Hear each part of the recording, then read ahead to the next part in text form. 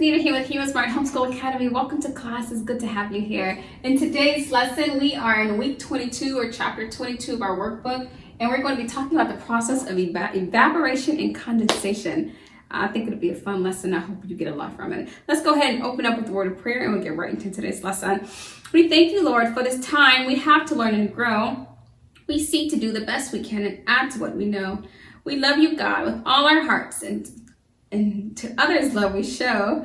Pleasing you is our goal. Now to our lesson we should go. In Jesus' name we pray. Amen. Amen. Great work. So have you ever seen water evaporate before? Well, we're going to demonstrate for you. Okay, so this is a pot that has been boiling with water. I hope you can see that steam. Let's see if I can get it closer up to you. Can you see the steam that's escaping from this pot? Yeah, that is steam. You probably can see it there. So that steam, if you continue to let this water boil by placing a pot of water or some content inside the pot on the stove, it will continue to steam like that. That steam is what we call condensation. Okay. And, evaporation. So the water is evaporating. And what's going to happen is, as this water is turning into steam and is evaporating, it's going bye-bye, bye-bye steam. That same steam is the water, okay? The water in a different form. Water can have multiple forms. It can be a gas, oink, oink, oink.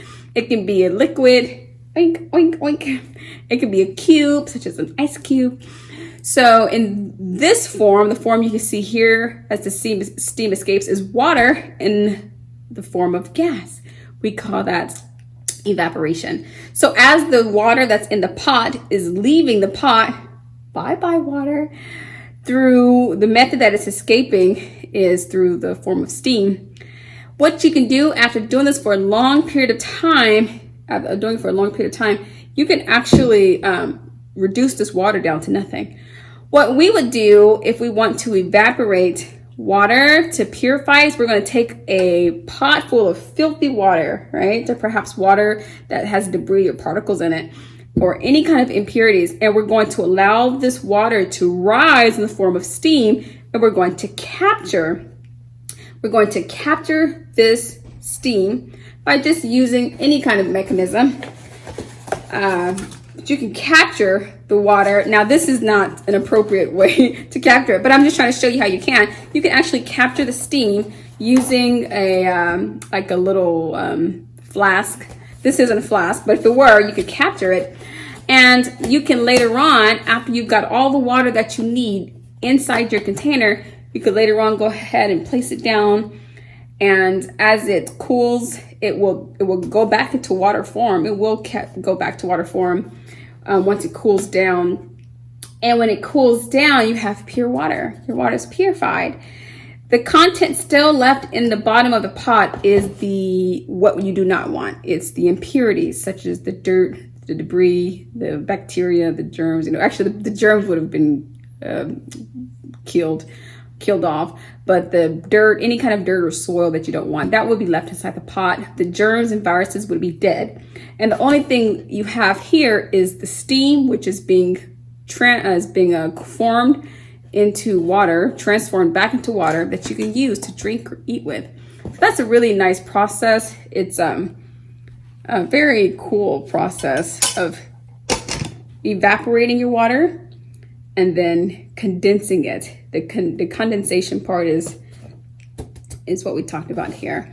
So that is the process of evaporation condensation. And it's one method you can use if you want to purify water that has dirt or debris in it or any kind of impurities. You can just evaporate the water and condense the water a little bit later through the process of condensation. And you'll have purified water in one container and the filthy water and the remainder of the filth or impurities at the bottom of your pot.